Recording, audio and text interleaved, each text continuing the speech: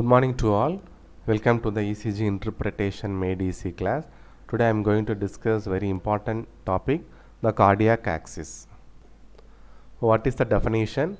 The average direction of spread of the depolarization wave through the ventricles as seen from the front is called the cardiac axis. How to determine the cardiac axis? From the QRS complex in leads 1 and AVF using hexaxial reference system. So imagine that the leads are moved in the direction shown by the arrows to intersect at a central point. The centrally meeting diagrams are reproduced together. There are 6 bisecting lines, each representing one of the 6 limb leads. The intersection of all lines divides the circle into equal 30-degree segments.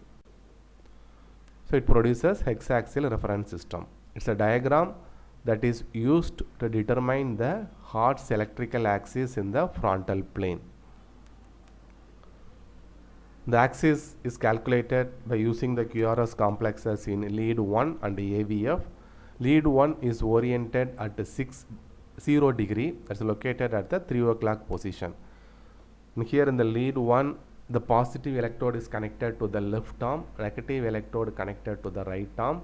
The impulses pass from the right arm to the left arm, that is moves toward a positive lead, and it produces positive waveforms in lead 1.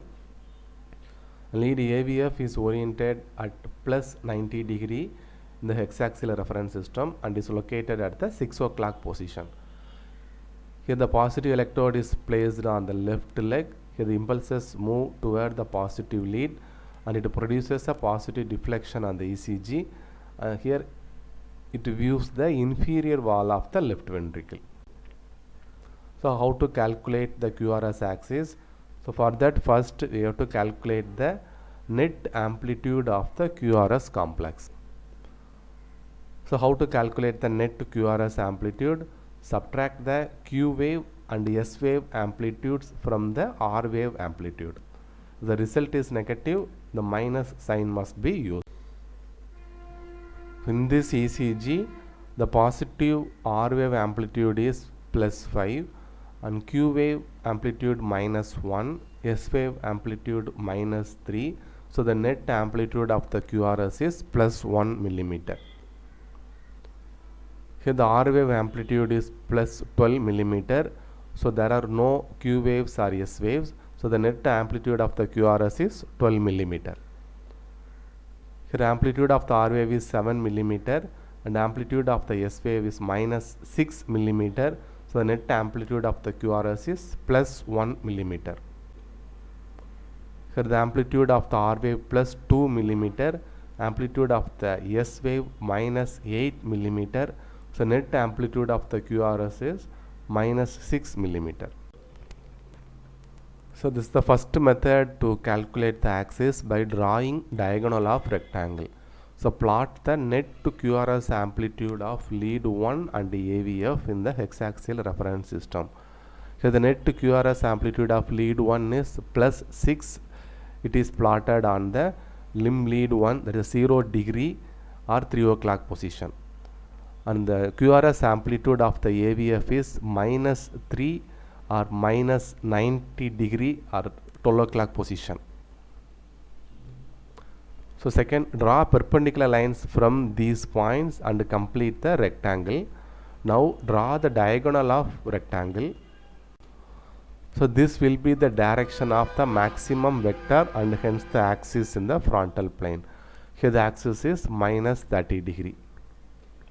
The mean electrical axis for the normal heart lies between minus 30 and plus 90 degree. So less than minus 30 degree is termed as a left axis deviation and greater than plus 90 degree is termed a right axis deviation. The second method to determine the axis, so lead 1 and AVF are equally positive, it's a normal axis. If lead 1 negative and AVF positive, it indicates right axis deviation. If the QRS amplitude in lead 1 is a positive and if it is a negative on AVF, it is a left axis deviation. When both QRS complexes are negative, it's a right superior axis. So there is another very simple bedside method. Hold the ECG with lead 1 in left hand, L for L, and AVF in right hand. Look which lead has QRS positivity. If both are positive, the axis is normal. If the QRS is positive in lead 1, the axis is left, because the left hand is holding the lead 1, so it is a left axis deviation. You can see in this ECG, positive complexes are seen in the lead 1. The net amplitude of the QRS complex in AVF is in minus, probably minus 3 or 4.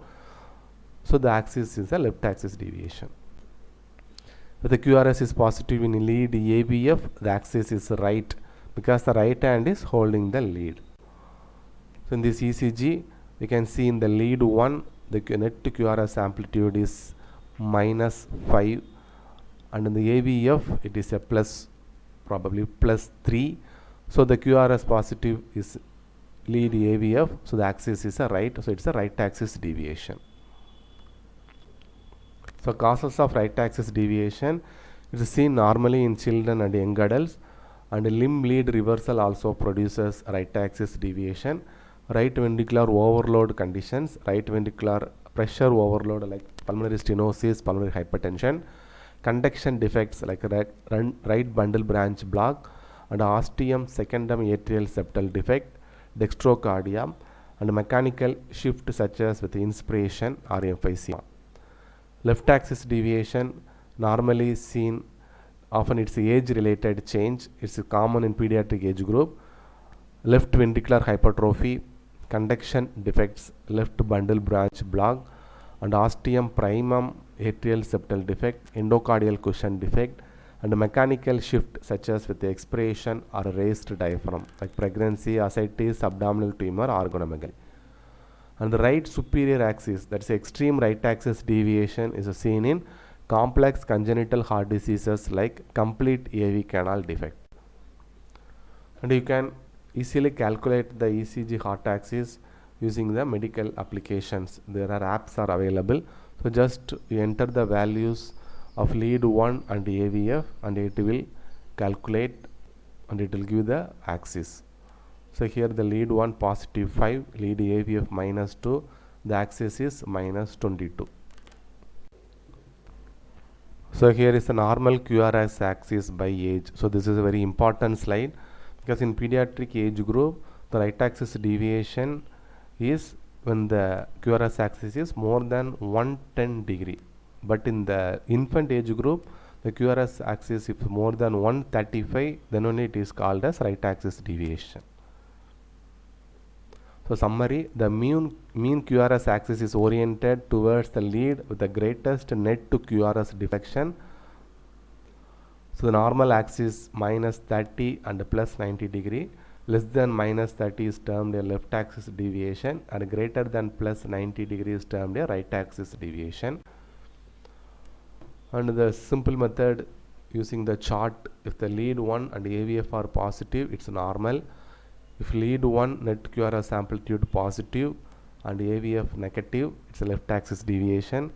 If the net QRS amplitude was negative in lead 1 and positive in AVF, it is right axis deviation. When both are negative, it's a right superior axis. These are the references. Thank you.